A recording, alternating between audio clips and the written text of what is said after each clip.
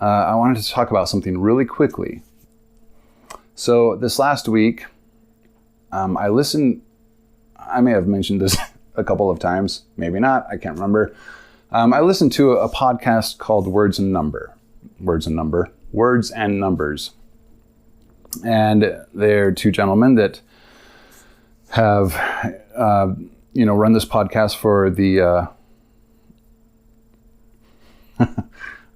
brain blank, the FEE, Foundation for Economic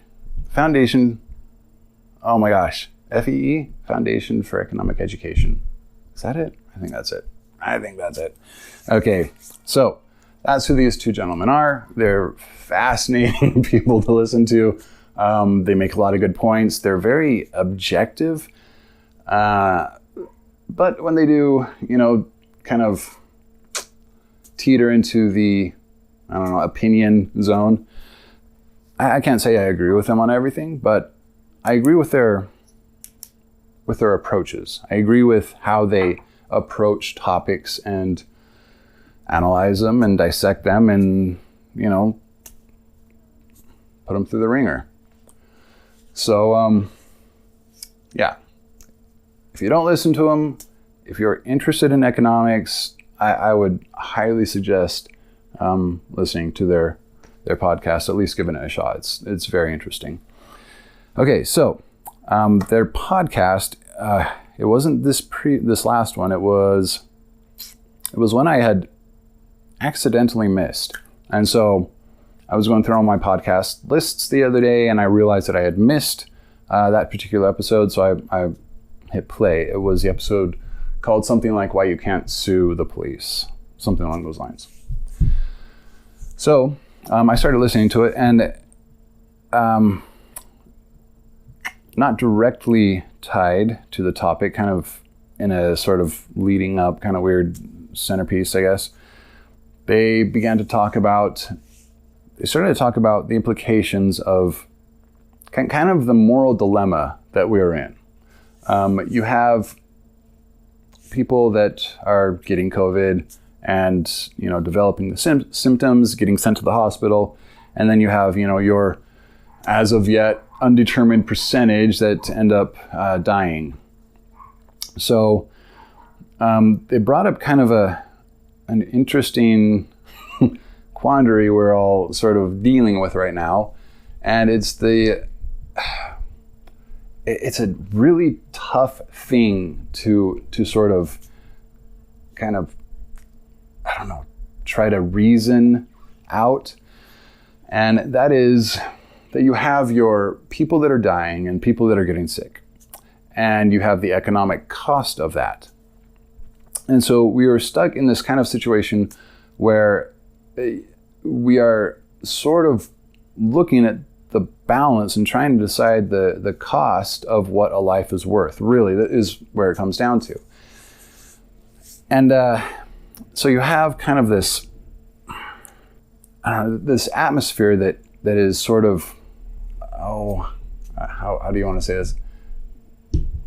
I guess catalyzed maybe is, I don't even know if that's the right word, but it comes from the fact that we use currency as a value exchange. So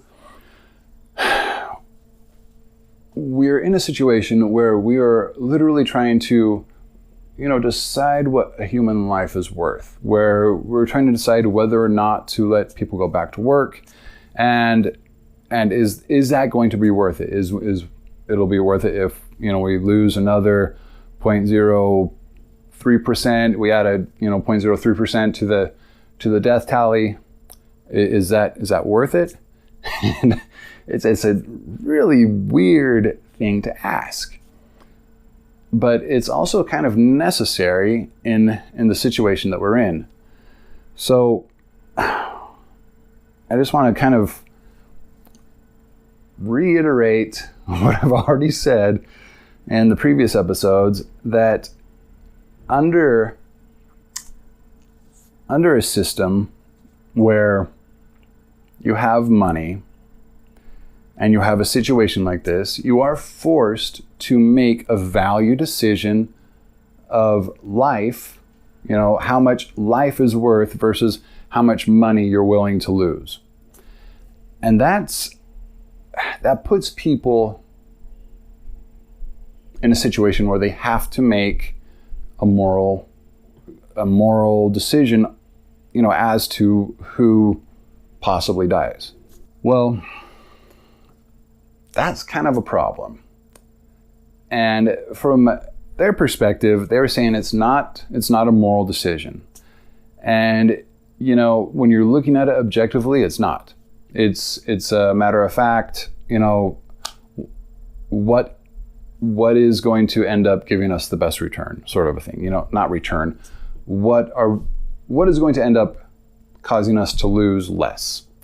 And so you have to come into, take all of these things into account and decide, whether another so many people dying is worth losing another so many billions of dollars.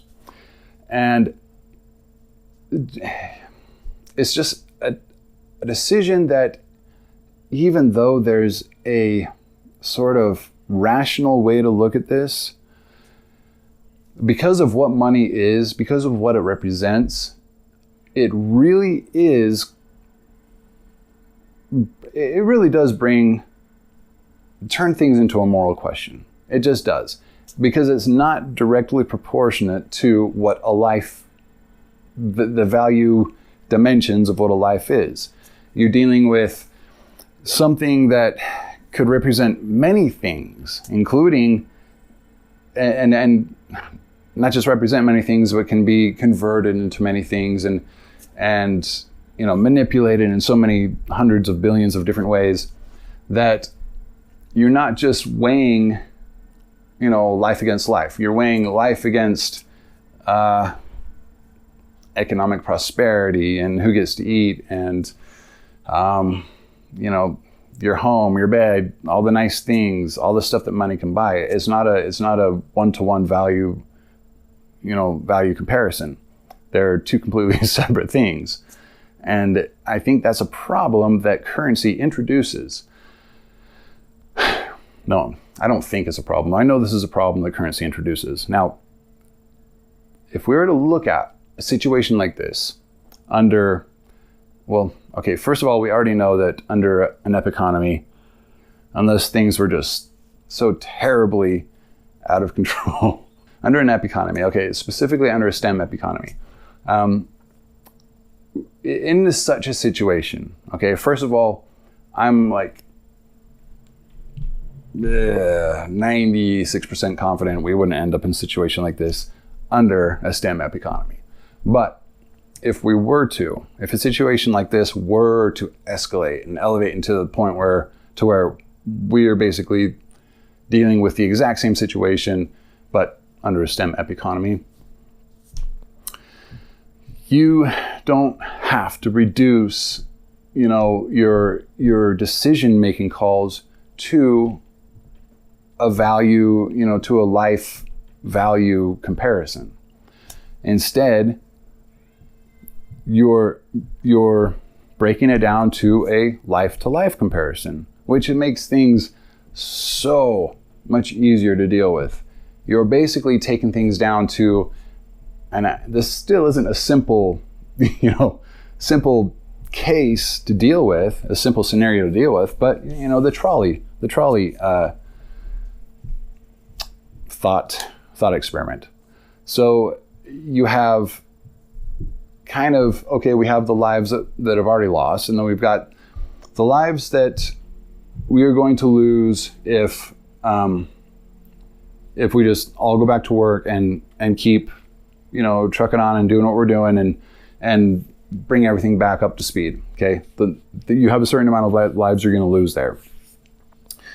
But if we don't, and we continue to stay indoors and continue to have social distancing, then you have another possible level of, maybe not loss of life, but you have a level of life quality drop. So under a STEM economy, we're dealing with a value to value comparison.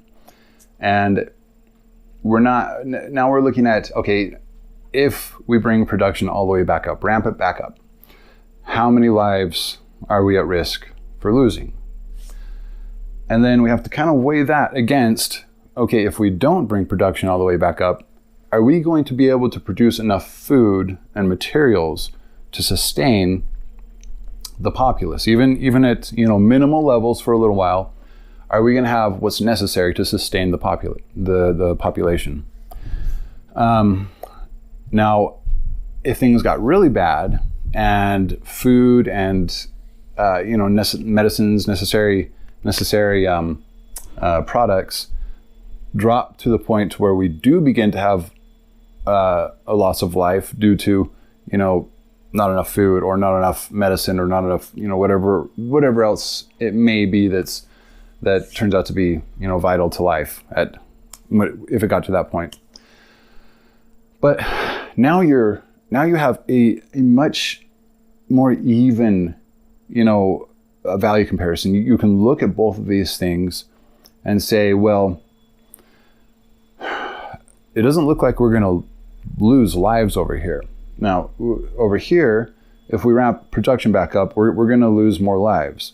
And we can mitigate that by not ramping it back up, or ramping it up carefully, or making sure everybody has, the utility sort of dress, masks, whatever they need to be able to go back to work without putting themselves in danger. But you see what I'm saying? You're dealing with a value comparison that makes sense now. You're dealing with life to life. And even though it may not be,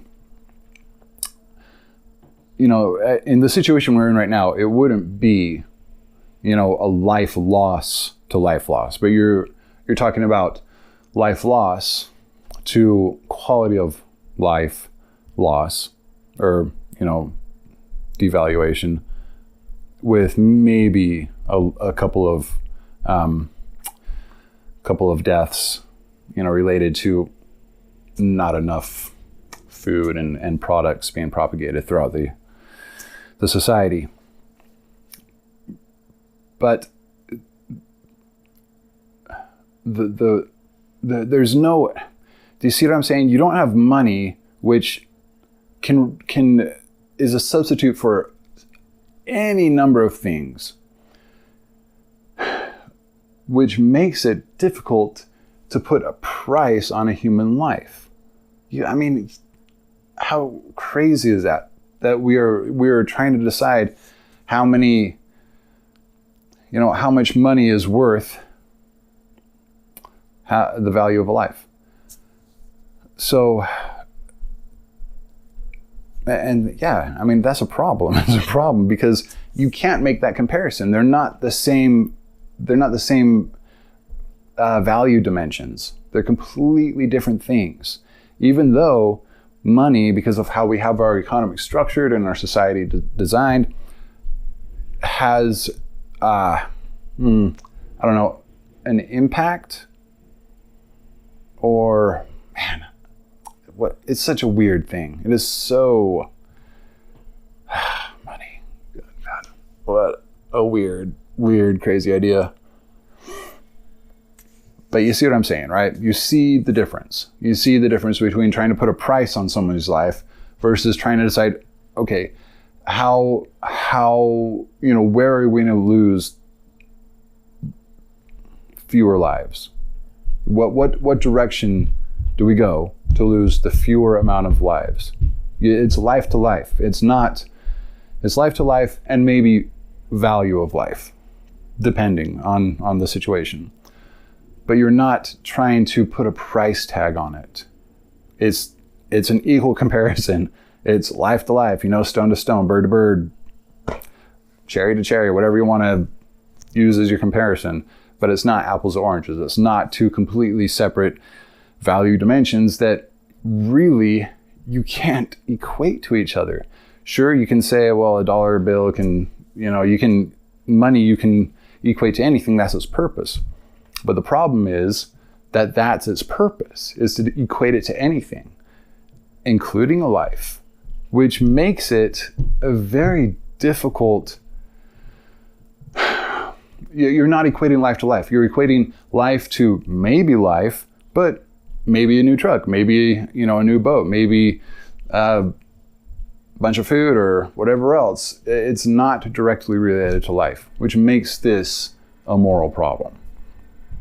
So, words and numbers, guys. I agree with you that objectively it is not a moral problem, but I think it is also a moral problem for that very reason. And if you guys listen to this, but under a STEM economy, you don't have to deal with that. You're dealing with true value of any one thing against the true value of any one thing.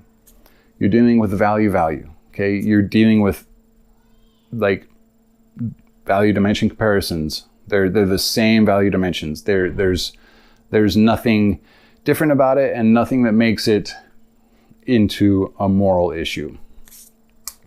Okay, so that's what I wanted to say before we get going.